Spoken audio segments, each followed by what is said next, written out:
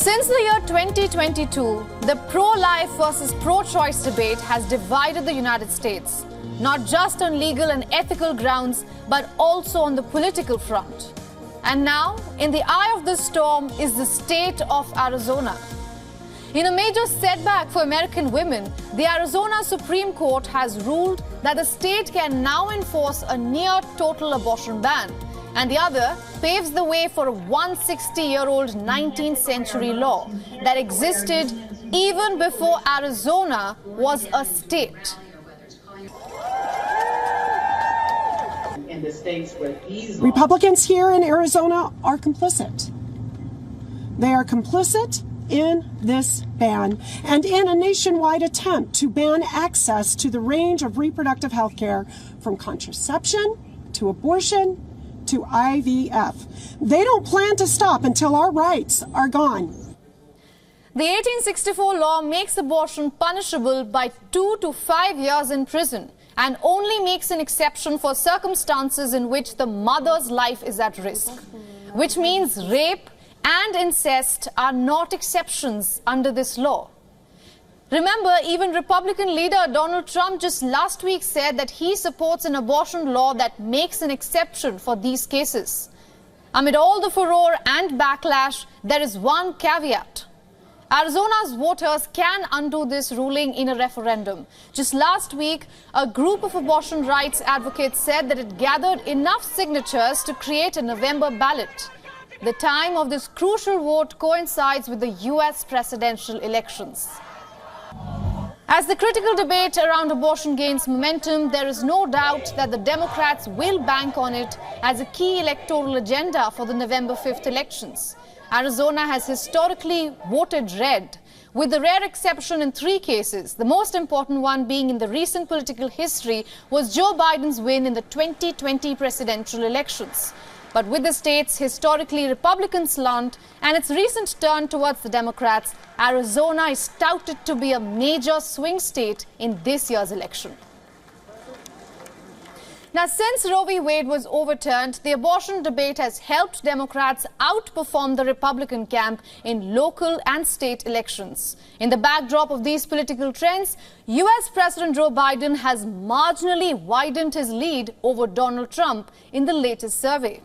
Now, Biden secured a 4% lead over his political rival with 41% registered voters stating that they would vote for the U.S. president, a Democrat, if the election is held today. In comparison, 37% voters picked former president and returning candidate Donald Trump. So the big question ahead of the presidential elections in this year's election, can the Democrats led by Joe Biden secure this race to the White House based on the abortion issue alone?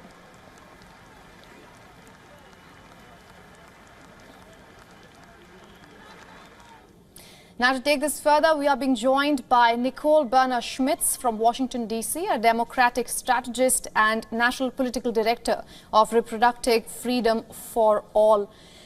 Ms. Schmidt, thank you so much for joining us here on WION and taking out time.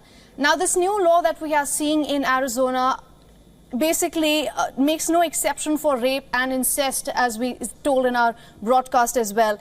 In fact, it makes abortion punishable for up to 2 to 5 years. Now, interestingly, Ms. Schmidt, Arizona's rape law says that any person convicted of rape will face a minimum of about 5 years in prison.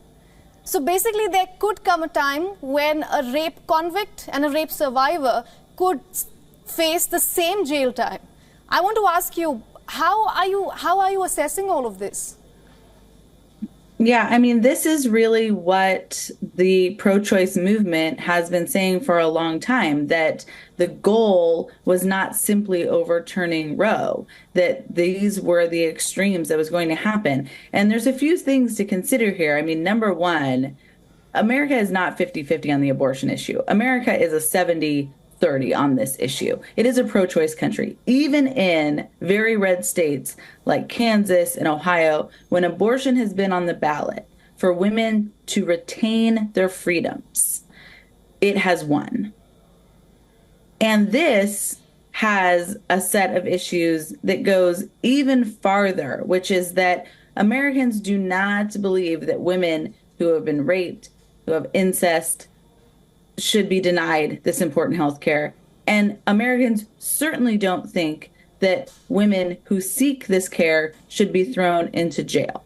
This is wildly out of step with the American opinion and is going to be now at the forefront of not just this presidential race, but a really key Senate seat that is open right now in the state of Arizona and could very well determine who has control over the United States Senate. Right. Ms. Schmidt, of course, elections are about 7 months away from now, and abortion is on the ballot, as we have been discussing about. How much of this kind of a debate, whether, of course, it's swinging from state to state, how much of this can actually benefit the blue camp? I mean, it is sad to use the word benefit because in reality, we are fighting for women to have these freedoms, and it is important.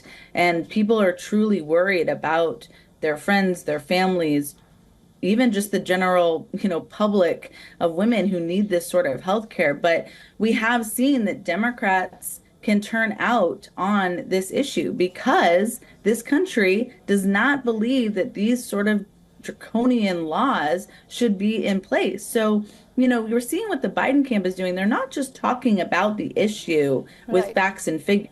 They're really putting it to the American public with real stories, real women who are sharing their personal traumatic stories very bravely and really highlighting the dire consequences in real time of these laws.